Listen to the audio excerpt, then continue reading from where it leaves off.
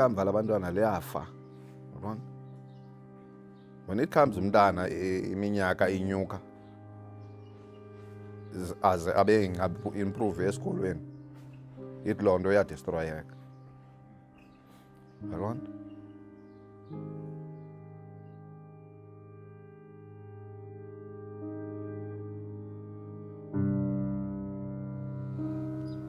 I don't think she will have a bright future. I don't know.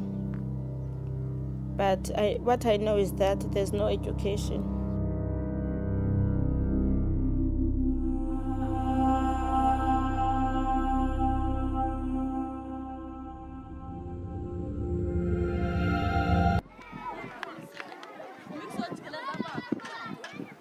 South Africa created this deeply unequal education system over time.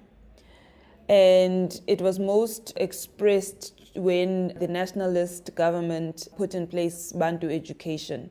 That inequality was ideologically and systemically and administratively and financially and geographically entrenched.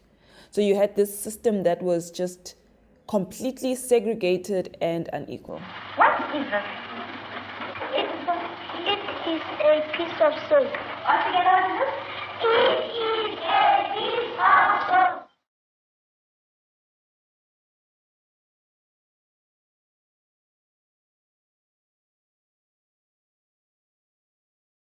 You basically have two South Africas within one, and this largely follows the apartheid type dimensions.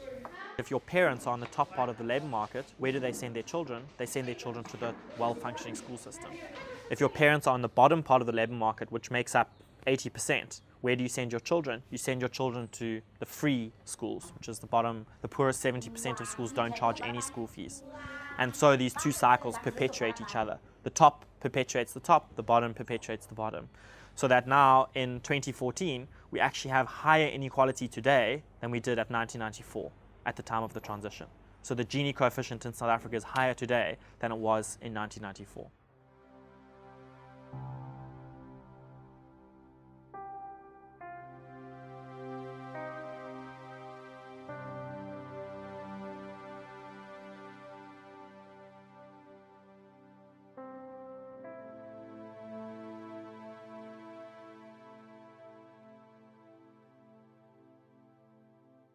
It's really tragic that by the time a child is 9, you know what the child's life chances are. What are their probabilities of employment?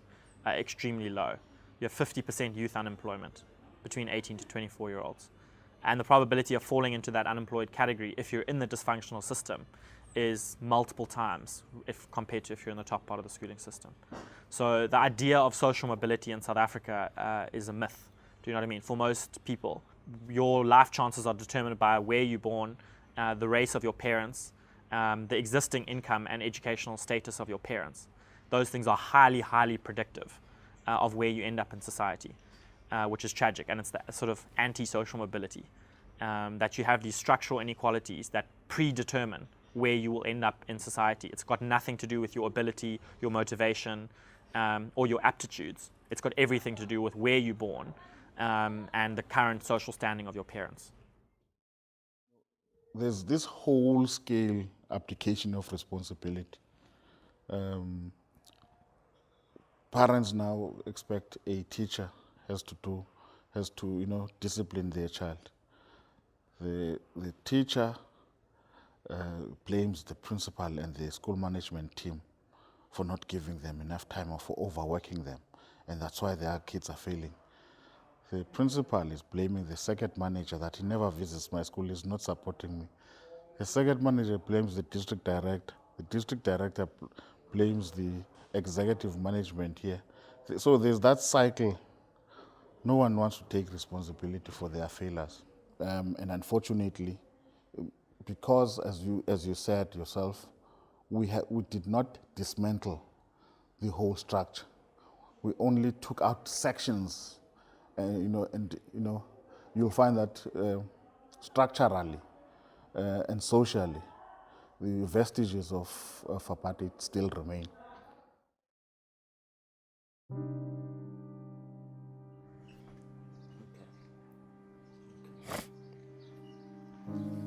ingami endaweni inye ifuture yomntana iminyaka iyahamba.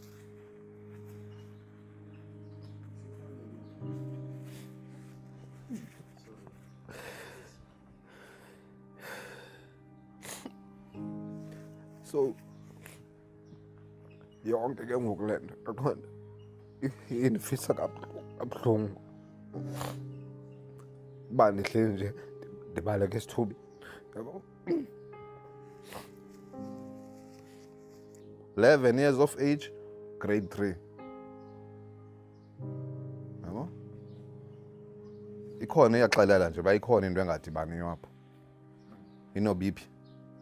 Umisi uyakhalaza, tata, umntana unengxaki. Nam ndinengxaki ngumntana. When it comes ndinika umntana umsebenzi, ndizomncedisa endlini. Endabeni nxa ndisithi ngu-alo, asikakhethi uhlala khaya nendini. In the World Economic Forum's Global Competitiveness Report, South Africa ranks 132nd out of 144 countries for its primary education, and 143rd for the quality of its science and maths. In the Department of Basic Education's National Literacy and Numeracy tests last year, only 15% of 12-year-olds scored at or above the minimum proficiency level in the language test. In maths, just 12% did. The vast majority of South African children finish primary school without being competent in reading, writing, and mathematics. Many schools suffer from poor facilities and equipment. Only 20% have libraries, and only a few of these actually have any books on the shelves. In July, textbooks that pupils should have received in January were found tossed into rivers in an effort to hide the failure to deliver them. The standard of teaching is low too. Training is inadequate.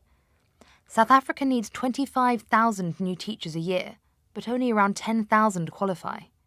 Maths and science teachers are in particularly short supply. Many teachers arrive late to school and leave early, spending barely half their allotted time in class. Some fail to turn up at all on Fridays.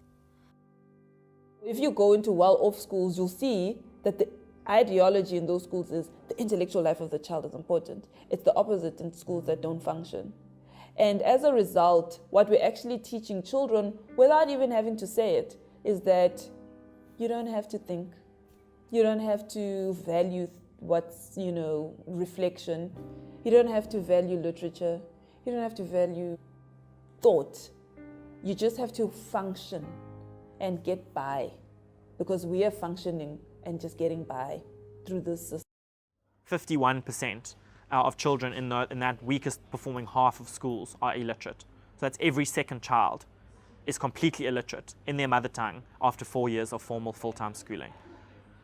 And when you have that problem, it's very difficult to remediate that problem later. So these children are playing catch-up, trading water and never managing to get their head above water. They're just biding their time until they drop out in grade 10, which is what 550,000 of these students do. Now, some people say, okay, well, they drop out of school, these 500,000 kids, roughly. Maybe they go on to do vocational training. In other words, not in the schooling system. We've looked into that. Only 1% of students of those 500,000 actually get some kind of a non-matric qualification, non-academic qualification, like a vocational certificate. So 99% of them are not getting any form of qualification whatsoever. They have no proof of their educational status. They drop out of the system, they become unemployed, they stay at home, they might pack bags at the local supermarket, for example.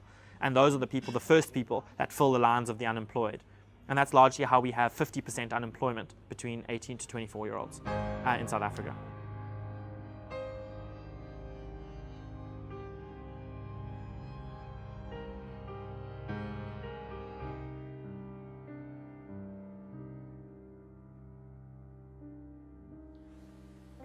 That's something that needs to be addressed. And it needs to be addressed with a radical overhaul of the educational system.